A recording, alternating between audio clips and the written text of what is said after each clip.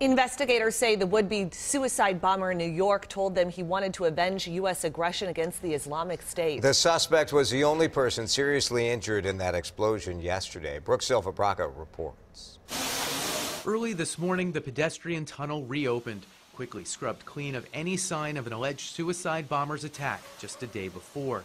This surveillance video shows the moment Monday morning when a crude homemade device partially exploded in the walkway connecting Times Square and the Port Authority. We got a pump down with a device in a tunnel. Port Authority police scrambled to neutralize the 27-year-old terror suspect, Aqaid Ullah. If he was able, he would have detonated the rest of that device and caused casualties. Officials say the bomb was similar to a pipe bomb. It malfunctioned and only partially exploded, leaving the suspect with burns to his hands and abdomen. 5 others suffered minor injuries. Ullah came to the U.S. from Bangladesh with family in 2011 and eventually became a legal permanent resident. Police swarmed his Brooklyn apartment Monday, where neighbors say he was usually quiet, though Kislin Joseph says something was different this weekend. The only thing that I heard was an argument that happened on Sunday morning. It was like around 2 o'clock, 3 o'clock in the morning. In a statement, his family wrote they were heartbroken by the attack, but we are also outraged by the behavior of law enforcement officials during this investigation. One teenage relative was pulled out of high school classes and interrogated without a lawyer, without his parents. Sources tell CBS News Ullah spoke to investigators from his hospital bed, telling them he was inspired by ISIS. Brooke Silva Braga, CBS News, New York. Officials say while the suspect was inspired by ISIS, he never had direct contact with the terror group, and he acted alone.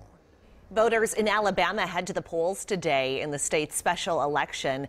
They'll decide whether Democrat Doug Jones or Republican Roy Moore will fill Attorney General Jeff Sessions' empty Senate seat.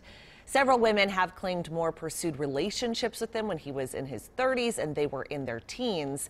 An indication of just how hotly contested the seat is. Presidents Trump and Obama, as well as former Vice President Joe Biden, have all recorded robocalls that went out to voters. Dangerous winds continue to feed wildfires in Southern California. Red flag warnings were extended instead of expiring Monday afternoon. It's because Santa Ana winds have not died down. It's still very dry. This video from overnight shows the Thomas Fire entering its 9th day today in Ventura County, California, now the 5th largest in California's history. Wildfires have destroyed nearly 700 homes, burned more than 360 square miles of dry brush and timber. Sentencing is scheduled for today for a former Minneapolis police officer convicted of assaulting a man while on duty. In October, a jury found Christopher Ryder guilty of assault for kicking a domestic assault suspect in the face back in 2016. The man, Mohammed Osman, collapsed and went unconscious after the kick, which caused bleeding on the brain and a broken nose. Ryder's attorney told jurors his client thought Osman had a knife, so the use of force was reasonable. The police department fired Ryder after the incident. Hennepin County Attorney Mike Freeman told us that he planned to ask for prison time for Ryder. Sentencing is scheduled for 1:30 this afternoon. Governor Mark Dayton says he will not name a replacement for Senator Al Franken today. When we learned this last night, the governor did not give a reason. Last week, Senator Franken announced his plans to resign after allegations of sexual harassment. Since then, 2 prominent Republicans announced their support for the Minnesota Democrat. Former House Speaker Newt Gingrich and former Minnesota Governor Arne Carlson both say Franken should not step down. An aide for Senator Franken says, despite that support, Franken will not change his mind about resigning. He has not offered a specific date for stepping down.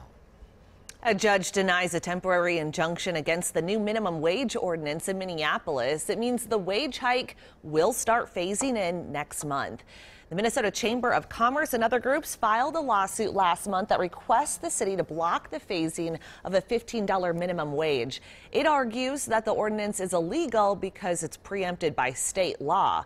The judge denied the request, saying the state legislature does not prohibit local regulation. The new wage hike begins taking effect in the new year. Large businesses must pay $10 an hour in 2018, then have until the summer of 2022 to start paying $15 an hour. Small businesses will have until 2024.